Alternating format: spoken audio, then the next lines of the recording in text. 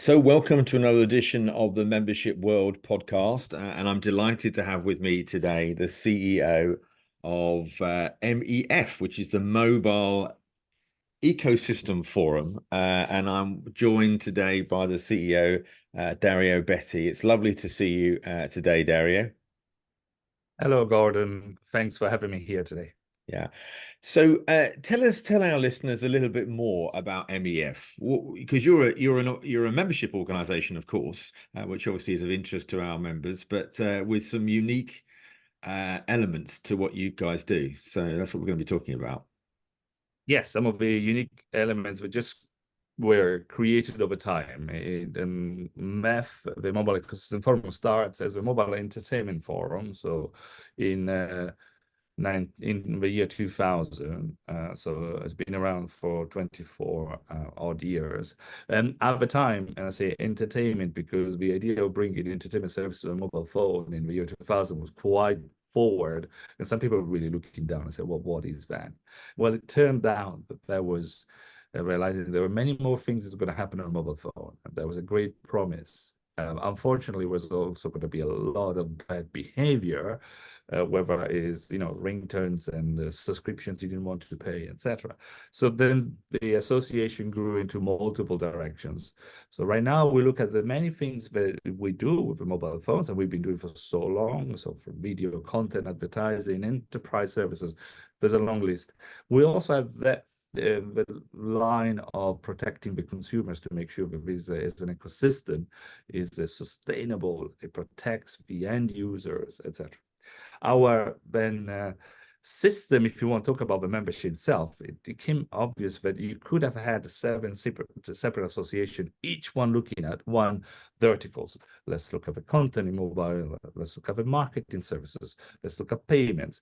But then each one of them was going to be too small for the economies of scale. So we are very careful looking at how much is the administration spend on company versus how much we generate value to members. So we try to keep the administration spend well under the 20% benchmark rule. And in order to do that, that means that we have 6 associations effectively, all sitting within one roof. And Okay. lots of members with very different approaches, and not all the members share the same interests, so to speak. Yeah. Well, it's interesting you say that because more and more people want to be in their own communities, their own hubs, don't they? And one of the challenges often membership organizations is when they offer such wide-ranging benefits that they're not always relevant to every type of member, which is why you often have these special interest groups and these breakaway groups. But I think what you've done is you've created these associations, but an umbrella under the forum, which makes absolute sense. So does that make yeah? Yeah, and I would probably say in some of the things that we end up doing, and hence having the ecosystem on our title, is it's very difficult to make change, to create change, have an impact by looking in something which is value chain wise so complex as a mobile, because so many different companies, but just being one part. So the ecosystem view that starts from the far end service provider to companies, merchants, and in between solution providers, all of those people need to talk to each other to have some impact. And I would say cybersecurity is one of the examples. It's the entire chain that needs to be secure. You cannot just secure one part of it. So that's another example of where we thought that debate, it's important to have his own vertical discussions, but you need to bring him back to the wider ecosystem as well. Yeah, indeed, indeed. So what are some of the big issues of the mobile industry that we're facing today? Well, I think a lot of us within COVID and so on have seen the importance of mobile and the fact that our telecommunication services are becoming by de facto mobile. But equally, the digital transformation that's generated or has been fueled by the COVID years as well has set up a long list of homework and to-dos list. Are we ready for a truly digital world? Actually, there seems to be quite a few spots that needs to be considered, whether it's self-regulations, regulations, and other things. Are we as consumers fully educated about some of those things? But there's more to be done. And the education goes to the level of our members, how we brought forward the agenda and how we take it to the different parts of industry. Finally, I would say how we as association, something that you mentioned, Gordon, before, we work with others, because can we have impacts by working as our so by the year 2018, MEF went through a bit of a realization and said, how are we going to build a series of partnerships? Who else is going to help us to deliver our agenda? So we now believe that working with our member association is much more important as well.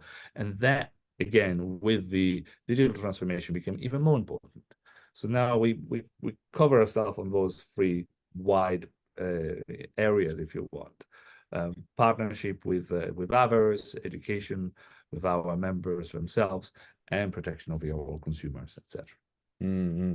I mean, what about stuff like the growth of AI and 5G technology? I mean, it's having such a profound impact, isn't it, in our society now? But I still think there's a massive educational need on understanding how valuable this is going to be, but also some of the threats that go along with it.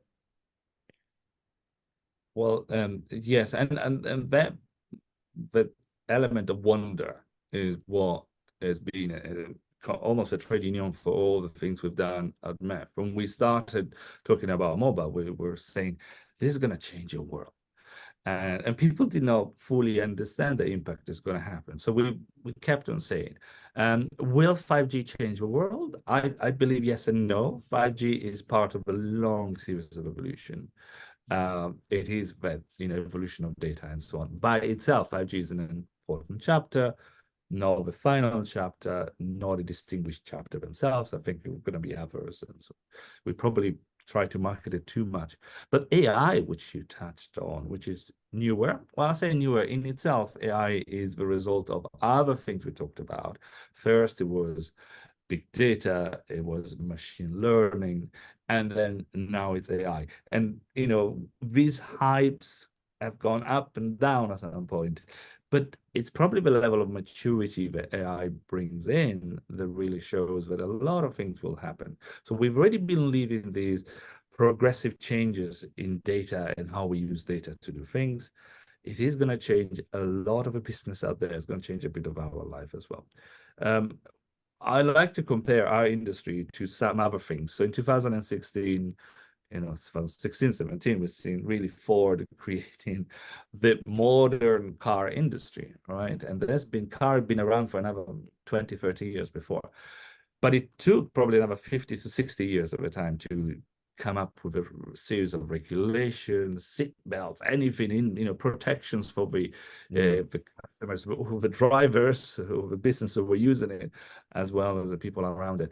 And I think we probably don't have a luxury of doing 50, 60 years of AI. We need to be able to be much faster and much better in understanding the potential and write a few basic rules, at least, to see where we're going. Now, there are some good signs in Europe, we've seen in Brazil, etc. So there, in China. So there is plenty happening. But again, that's a great homework for us all. That's the next chapter, and a great wonder of the things we'll be able to do with AI at the same time. Yeah. And do you think there are worries around privacy? Because there's a lot of people now concerned about particularly when you look at the screenwriters of Hollywood, for example, in AI, what they were worried about that their work being plagiarized and easily replicated through who owned that copyright, and I just wondered whether or not there are any other concerns that the regulators need to be aware of. I think there are the three big buckets that we have followed so far of concerns. The first one, and you were right in touching it, the Mobile Ecosystem Forum provides, is freely available by way on our website, a consumer trust study, which is aimed at privacy. Every year, this will be the 10th year we do it. It's 15 countries where we do cover, and we talk to users and see what it is. And the news are progressively worrying, even if you can say people are saying this is the word, they accept that they have to share data, but they don't want to share data. They oppose it. 65% really do not trust what's happening with their data and so on. So that's going to be a big theme, which is always emerging. Our data economy, as we've been running so far on the internet, seem to show some fundamental issues, and we'll have to look at it much more closely. But you also mentioned another topic, which is very important, which is the protection of your own work. So not just your personal information, but what you have created. It's your means of getting a career, etc. Now, what we have been also identified in one of the group we have is the identity is now a bigger concept. There is the identity of me as a person and the attributes that I want to attach to it. But even things have got identity. Well, sometimes your phone, your cars, and so on, because they're traceable, and you need to trace it to other people. But now even data has got an identity. So if you have a music, a song, which is soft in its nature, all of a sudden you need to be able to identify that, and not just as you do right now with copyrights, but even with the additional attributes that say where it is, how do I know as this is streaming, and how do I know if I can touch it, if I'm allowed to change it, to use it in my algorithms or not. Now, with the creations of the copyright law keeps it a good start point, but technically and solution wise we need to come up with new things. So that's an exciting bit, but also very threatening bit, because your career as an artist might be trashed by AI if we're not careful. And there are additional things that we can keep on talking about, all of the other elements that we're going to be seeing then, but careful with bias. I think I mentioned the third one. Yeah, bias is an interesting one, isn't it? You mentioned that because that AI can that learned behavior can be quite troublesome, and that's already been built. That's already been brought up by some of the people in the film and creative industry as well. Yes, and AI right now, it's an artificial intelligence which the way it has been deployed most of the times tends to look at ourselves as humans and tend to look at our good and bad behaviors. And unfortunately, it can maximize bad behavior into a circularity element, which is going to see. And that is no surprise. In the history of data, that has always happened. So this is not new with artificial intelligence. That has always been happening. So there are some ethical questions. And the word ethics, a lot of business would run a mile when they hear the word ethics, because it opens up a series of unknown, a series of questions. And sometimes people are busy surviving and doing money. But now in today's reputation, it's part of doing business, and your legacy as also as a company is part of doing business, and the cycle are so fast. So it is not something you can run away from. So big ethical questions: do you need to understand what AI does, what data uses, what it can? Those are some things that are board level, but even more than board level, at operational level, they'll have to be managed. Yeah, no, I absolutely agree with you.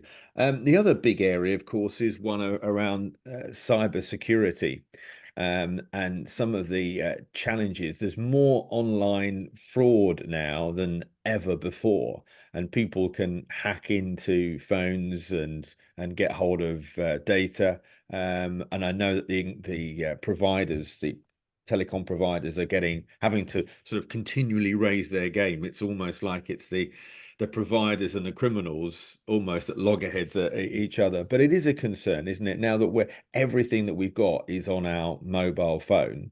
What's your thoughts around some of the developments and enhancements around cybersecurity? Well, you're right. First, we have created a great honeypot, which is the fact that we love to have everything at our fingertips, everything is digital. But now, if a thief were to go to my home, I'll be pretty disappointed. There is nothing of value in there. Everything which really value is in my digital wallet.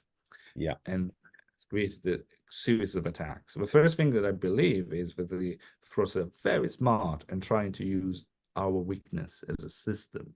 And one of the biggest weaknesses, we're all doing our own bit and we're trying to do the best. But that little coming together. So where does a mobile operator remit of protecting you as a consumer? And what about the bank? Where do their remit starts? Making sure that nobody can take money from their accounts, because all of a sudden we're now seeing that there are so many companies in between that are really part of this discussion. So the first lessons that we realize is that cybersecurity needs to be a concerted ecosystem answer sometimes, which is very difficult. It means people with different agendas sitting at the same table, trying to work together something. Now that's the first thing. So people and processes are very important and always been, etc. We got some good news as well, just because we talk about AI. Let's try to fight back, because the number of AI-based attacks is increasing, the sophistication is increasing, the quantity is increasing. So we need to be able to use much more of that weapon against them, and not just on the receiving ends of AI-based attacks. So what you're saying is using AI tools to combat the criminals in the same way that they're trying to use technology to combat us. Is just fight back with equal venom. Absolutely, and equally saying it never is just the technology. I mean, you need to use a bit of it's a whack-a-mole. They'll try to use whatever they can use, but sometimes the technology, sometimes it's that companies not talking to each other. Sometimes it's lack of coordinations within the industry. So the great news for us is we can respond it, but being careful. The bad news is this industry, because it's an industry, it's not a couple of people in front of a computer and trying to find things. These are a real organized crime. And this is a real consistent and systematic attempts to find weakness in everything we do. So I think we need to take them seriously and recognize technology is one of the tools. It's not the only tool, but it's a great tool. It's a growing tool. We should definitely use it. Yeah. Now, you talked a lot about collaboration with other associations a little bit earlier, and I wholeheartedly agree with that. And we saw that during the pandemic, where even governments were able there were so many representations for support and help coming into government. They couldn't manage it all. And what happened is a number of similar aligned associations who might not necessarily have been ideal bedfellows in the past came together to, in almost a sense of collaboration to support the industry that they belong to. Good example was in the events industry, where they realized there was there were no events taking place, and what they needed to do is to promote safety first. So a number of these associations got together and created a almost like a safety kite mark, a tick, which I thought was a really good idea. So I wondered whether or not, given how important the mobile phone industry is, and largely just telecoms, what sort of collaborations have you been working on, and how effective have they been? Yeah, the two things that probably have distinguished the way we've grown. We believe that we are global. So we're based in Europe, but we do cover with our offices and our members the majority of the globe itself. And that's a great topic, but equally can be a weakness sometimes, because we don't then represent a specific country so depth and in vertical ways. Equally, I would say we do have a very broad remit, which is everything that under the sun for mobile. But then some of our members have got their own association that only look after a specific interest. Now that came together in one of the examples is when we worked in the UK to address one of the cybersecurity problems, which is phishing or SMS phishing, receiving an SMS that pretends to be your bank and say, Indeed. That was a real big concern. A lot of money spent trying to figure it out. Well, we realized it was a case of getting the right players together and doing things together. MEF by themselves would have not been able to do as a mobile ecosystem forum, but there was the UK Finance. UK Finance is the associations of banks and credit cards in the industry, super well established and represented there. Yes, I know them. UK Mobile, we represent the mobile operators there. And at one point, we were kind of almost neutral by representing everybody and no one at the same time, bringing international perspective, but not the UK specific knowledge of which the association had. So we went together and we created a solution together.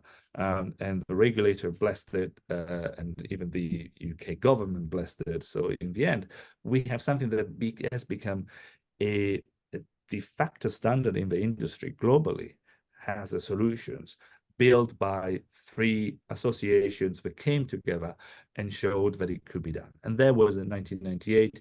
5 years later, I've said, our government and other associations worldwide are deploying the similar solutions. So That's good it's to something hear. that showed it could be done, and it did work. Yeah.